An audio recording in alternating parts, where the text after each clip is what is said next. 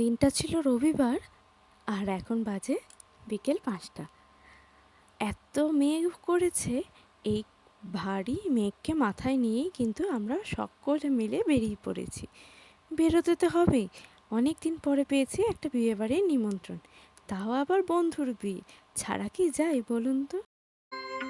নমস্কার, কেমন আছেন আপনারা সবাই? আশা করছি আপনারা সকলে খুব ভালো আছেন এবং সুস্থ আছেন। চলে এসেছি আবারও একটা নতুন ব্লগ নিয়ে। এখন আমরা রয়েছি দামোদরের ওপরে, মানে এই সেতুটা হলো বর্ধমানের কৃষক সেতু। এই দামোদর পার করেই আমাদের যেতে হবে বন্ধুর বাড়ি, অনুপমের বাড়ি। ঝড় বৃষ্টি মেঘ কিচ্ছুকে তোয়াক্কা না করেই চলে এসেছি ছোটোবেলার বন্ধু অনুপমের বিয়ে বাড়িতে। আর সেখানে এসে দেখা দোলনদির সাথে অনেক দিন পর আমাদের আবার দেখা হলো। সেই এক সময় আমরা 2017 সালে একসাথে ডিএলএড করেছিলাম, তখন থেকেই অনুপম, আমি, দোলনদি সবাই একসাথে সেখানে ডিএলএড করতাম। আর এখন আমরা চলে এসেছি অনুপমেরই বিয়েতে। আর বিয়েতে এসেও লাভ হলো ছোটোবেলার বন্ধুদের সাথে আর ছোটোবেলার সেই স্মৃতিগুলো আর একবার রোমন্থন হয়ে গেল। সবার সাথে দেখা সাক্ষাৎ করে ফুচকা, পকোড়া, কফি সব কিছু ভক্ষণ করে আবারও চলে এসেছি আমরা খেতে।